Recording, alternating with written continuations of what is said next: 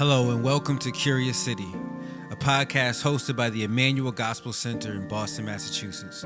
We explore how local churches and Christian leaders can best seek the shalom of their communities. We discuss church culture, ministry development, and issues that impact our city. Our aim is to approach each topic with humility, wisdom, and yes, curiosity. I'm your host, Caleb McCoy. So today we have Jeff Bass, an amazing ministry leader and the former executive director of the Emmanuel Gospel Center for 25 years. Jeff has recently retired, and I'm really excited to discuss how this transition has been and how the church can engage in the topic of intergenerational leadership. Let's get to it. So Jeff, a real crucial time for the church, crucial time for our country. EGC is in a good place. You've told many that you still have a lot of energy. This past May, we had one of our most successful, if not our most successful fundraiser at EGC, praise God. And so with all that on the table, you're retiring, you're out of here. Yeah, I guess you could look at it that way. I feel like it's time for me to move on to what's next. This has been a decision that I've been working on for probably 5 years. And I had a sabbatical in 2020, sort of as the pandemic was getting started. And I thought the Lord was really clear with me that these things needed to be done. I was sort of asking the question, what would it take? Like, at what point do I need to sort of step away? And I got a list of things, and all those things started happening pretty fast. And it felt like it was pretty clear. Yeah. And, I became executive director when I was in my late, just as I was turning 40. And I feel like we have young leaders at the center at that point in their careers, and it's time for them to lead. Yeah. And I don't want to get in the way of what God's doing. I do have lots of energy. I am looking for my next assignment. But I felt like the Lord was very clear with me that it's time for EGC to have new leadership. And let's make that transition well. I could hold on. I think if I had said I want to work till I'm 70, nobody would have argued with me. But I told the board 3 years ago that when I turned 65, I thought that would be time for the center to make a transition. Yeah. And I feel like that is 100% the right decision. I'm super confident that we're doing the right thing. Nice. It took some time. The first year nobody did anything, and I came back after a year and I said, "Remember a year ago?" And they said, "You were serious, really?" Yeah. And then we started a process, and we hired a consultant, and we started talking to folks, and we looked at internal, external, and in the end, we ended up landing on Stacy Michelson as the next executive director, which I think is exactly the right answer. I think the staff is excited about that. The board is 100% behind it. Yeah. And it's time. It doesn't mean that I'm going away, but it does mean that the center has young leadership and people that are thinking ahead more creatively, more aggressively, more thoroughly than I would. Yeah. Yeah. And I'll find my role. I'll find my ways to contribute. Although I'm taking a break for a few months, and we'll see what that contribution is going forward. Yeah, we'll talk a little bit about one of our themes at the fundraiser was God being faithful through generations and intergenerational leadership. How do you feel like that's been on your heart, and also how you feel like the church can learn and actualize? Yeah, well, the church has been around a long time, and so there's always going to be turnover in leadership, and I think being intentional about that is a good thing. It's time for young leaders to come in. Young leaders like you used to be,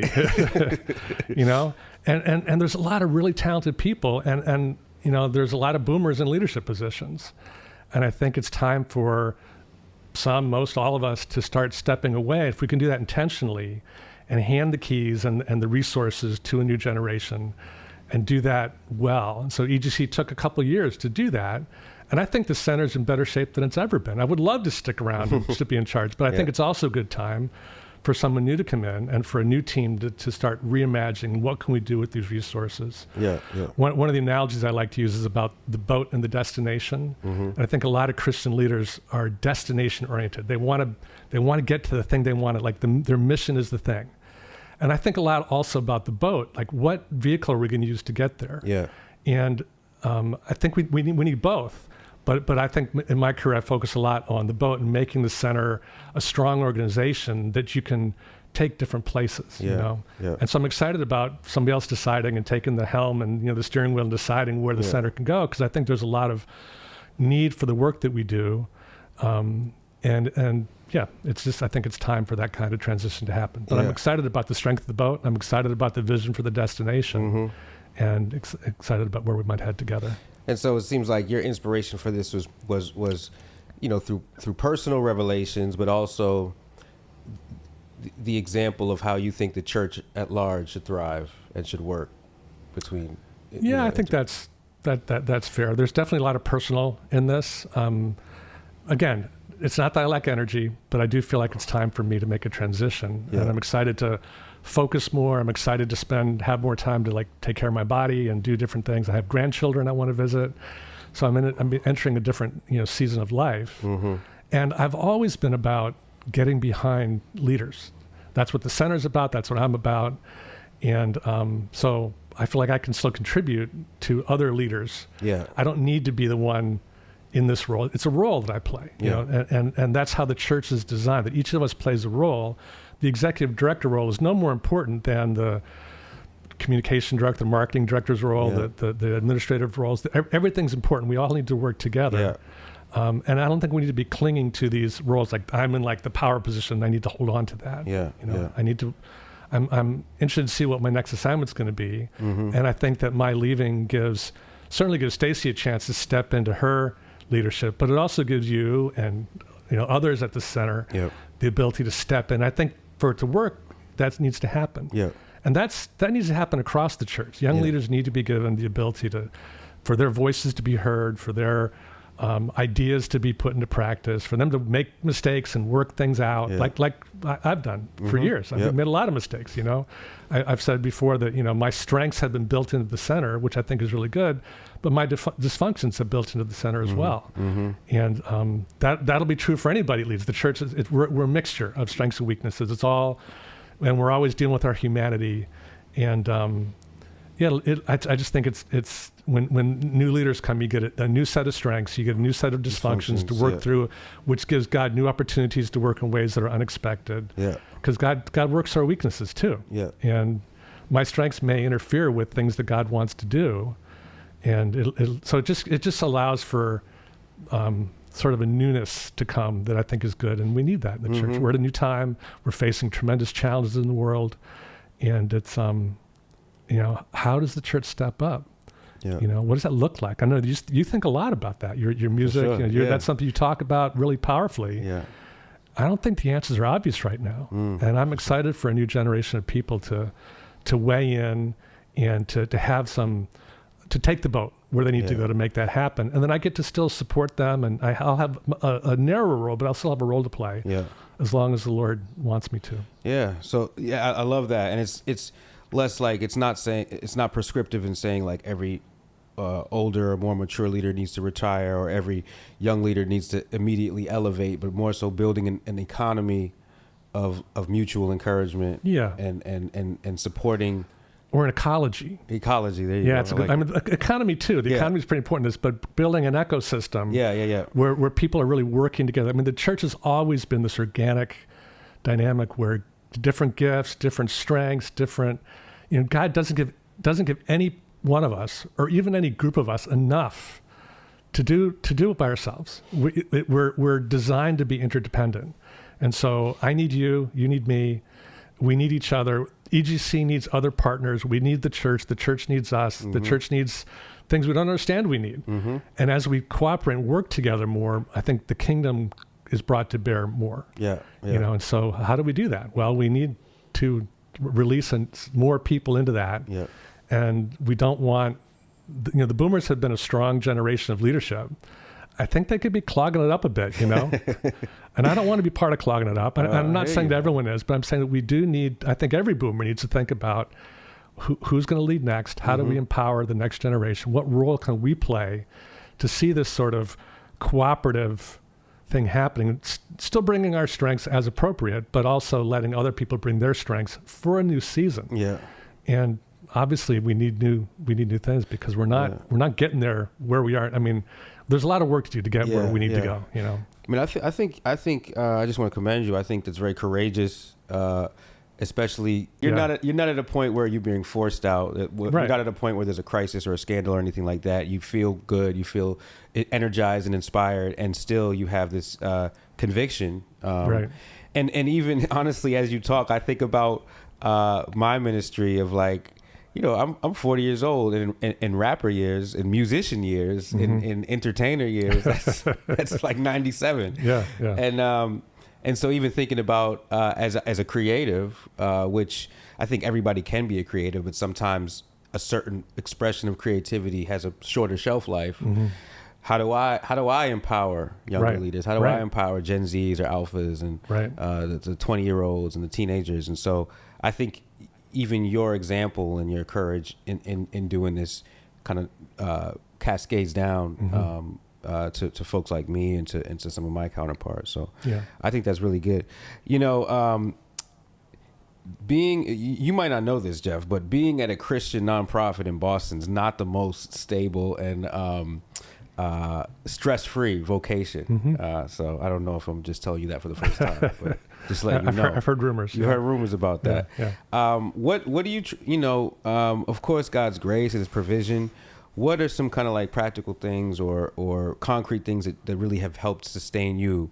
You know, you've been at the center, you've been in ED for about 25 years. You've been at the center for longer than that. And you're leaving feeling good about it. What has helped sustain you? Yeah. So I mean, I've learned a lot over the years about, you know, I've had to learn a lot, and I've made a lot of mistakes. One thing I've always been good at is keeping boundaries and keeping Sabbath. And so I started in college keeping Sabbath, so not working on Sundays. And I think that I could have worked more. I'm not sure I would have accomplished more by working more. So I always say, I don't know but there's always this much to do. Yeah. You can do this much. Yeah. If you work really hard, you can do that much. But there's always way more. That's good. And I remember it was probably 20 years ago. It was the summertime. I said, I'm just going to go home at 5 o'clock for the summer and see what happens. And I realized I wasn't less effective. I didn't get less done. And I would stop what I was doing at 5:30 every day, and then come in the next morning and be ready to pick it up again. Yeah. And I've been blessed by having a life where, and this is like, for me, like the biggest blessing possible, that I love to get up and go to work in the morning. Yeah. And I love to stop and go home. That's great. And so just holding on to both those things. That would encourage you as a newlywed to prioritize that part of your life too. Still do ministry and care about that, but also care about your family and be balanced in that way. Yeah. And because it's not a sprint, it's a marathon. And it's a marathon that the race goes, like we enter in mid-race and we leave mid-race. Yeah. And so encouraging others to run at a reasonable pace, to be human along the way, to you know, have some good times and enjoy each other, and trust that God has this, because the arc of what God's doing is so much bigger than us. Yeah. And it's in time and space, and, you know, even in task, you know, we only have a piece of it. Yeah. So I've always embraced those things. I've always prioritized family and vacation and Sabbath, and I've kept stronger boundaries than most EDs probably have. But I don't think I was necessarily less effective for it. I think the center's done well, and you know, my not working and being the hero all the time means I need other people to step in, right? So I need the people that work around, but they need to do their jobs, because I'm not going to do them for them, and I can't, because I have limits, you know. So I can focus on the things that I'm best at, and I've tried to stay in that space, obviously not perfectly, but as much as possible. And there have been things that have stressed me out greatly, but you know, you learn through that to trust God and to realize that we're going to make it through. I spent a lot of years sort of hanging from my fingernails, EGC hanging from our fingernails financially. And yet God's always provided. We've always been able to make payroll. We've had a few times we had to do some cutbacks and things, but mostly we've grown, we've made it through, we've sustained an organization, you know, for you know, 80 something years now, you know, which is amazing. So you learn to trust God. You learn to in 2005 on my sabbatical, the main thing I took away from that was a verse in, I think it's Psalm 34, which talks about enjoying safe pasture. I just felt like the Lord was really clear to me, Jeff, I've given you safe pasture. Enjoy it. Amen. And so I just learned that I can only deal with what's in front of me. I can't spend my time worrying about all the wolves at the edge of the field. That's not my job. And so I feel like it helps me kind of run through tight times, just trusting that God's going to see us through. And then I've learned to let go of that sort of trying to hold that and stressing about that, which is a discipline. It is. Worrying is not healthy, but letting go of worry is hard. Yeah, but it's a discipline that that I can learn. Yeah, and I was just there's a couple things you said I really love. I was actually just talking to a young man who's probably about half my age, and he was saying like, I'm just gonna work so hard, and then by the time I'm XYZ years old, I'll be able to relax. And I'm like, well, I admire your dedication, but Sabbath and self-care is like anything. It takes practice, and so you're not automatic. If you become a workaholic by age 35, you're not going to just flick a switch, right? Yeah, I know, and be able to do that well. And so I think that reminded me of the conversation I just had. Another thing I really thought was powerful is like when it comes to the arc of God's plan, we enter mid-race and we leave mid-race. And I feel like that just kind of like puts things in perspective of like a level of humility. Is like, yes, there'll be maybe individual micro goals that I'll accomplish, but I'm coming into this with a level of incompletion, and I'm leaving with a level of incompletion, and we just got to be okay with that. Yeah, and I feel like that's a powerful paradigm to hold. And we do our part, and I think EGC's played a significant role in a lot of spaces. And there's a lot of things we haven't done that other people have done, and that's always going to be true. I've had a role. My role's changing. I'm asking the Lord for like, what's my next assignment? I want to keep pressing in. I'm clear about that. I'm also clear I need to take a break and wait for the next assignment. So I'm standing at the crossroads. There's a passage in Jeremiah 6 that talks about standing at the crossroads and asking, God, what road do you want me on? And I'm going to wait. In Jeremiah 6, the answer was, you wouldn't walk in the road I gave you. So I'm saying I don't want to be that guy. Yeah. I want to walk in the road. I want to wait for that assignment, and keep pressing in. So yeah. You've also said in terms of like organizations that administrations should serve the mission and policies should serve people. Expound on that? What do you? Well, that's a kind of a boat in the destination thing. There's some people that are so adamant about the boat that they don't go anywhere. They crush the people. And we don't want that. I've always been clear that EGC is about its mission, and I want to help the administration support that mission. And there's often choices we can make that it's easier to administrate if we do this, but it makes it harder for the people to do the work. So I always want to do things where. And I want EGC to have our policies. So our policies are very people-friendly, very trusting of people. We're trying to empower people in their work and not create barriers for them just because it makes it easier to administrate. Yeah, sure. Yeah. So it's a principle that I think is wise and good to follow, and creates a space where I think people enjoy working at EGC. They're not here because the large paycheck. We're trying to pay people more and enough to live here, which is getting harder and harder, right? For sure. But we also create a community and an atmosphere and we're for you. We want you to succeed, and the system is designed to be like that. So that's sort of I think the principle, the idea. At EGC, we've often said our tagline, our mission statement, has been about serving Christian leaders. Christian leaders, is that kind of an exclusive thing? Does that cut some people out? Is that limited to pastors and lay leaders? What do you think about when you think? Yeah, that's a good question. Obviously, we can't serve everybody, so organizations need to focus. We need to understand what our mission is, and our mission is to serve Christian leaders. And if you wanted to be like more detailed, you say the Christian leaders that want to be served by us. We don't serve people that we can't serve, right? Not force feeding. Right.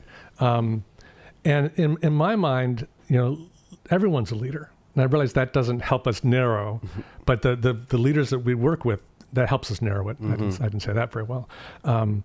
But the idea is that everyone's a leader, everyone's a follower. It's the way the church has been designed. And so when you're operating in your spiritual gift, when you're operating in the assignment that God's given you, you're leading in that way. And so it means that everyone has a leadership role to play. And that only works if everyone also follows when other people are leading. Yeah. And I think that's how families work. That's how bodies work. That's how the church works. That's how EGC works when it's working well. Yeah. And so when we're doing this podcast, you're leading. Oh, I am. What? I'm just sitting where you tell me to sit. I'm talking. But I'm not like getting into all the details, because that's your space. Yeah. I'm not trying to manage that for you. I'm following you. You tell me what to do. And that's true. I could go on the line, and that's true. And everyone has a role to play where their voice, their way of doing it is going to make the most sense, and we need to follow that. And the organization works best when we do that. So not necessarily when you say Christian leader, you're not talking about a title, but more so operating purposefully in your gifting. Yeah. And so there's just time and time again, we come across folks that have vision, they have a destination in mind, they want to get somewhere, and they need help. So I often say it like, the church wants to do good work, Christians want to do good things, but they don't necessarily know how.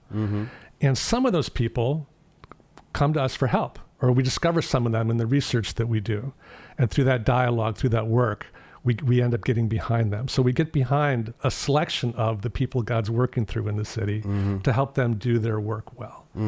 And so there's no shortage of people that are doing good things in the city. There's no shortage of leaders that God's working through. Yeah.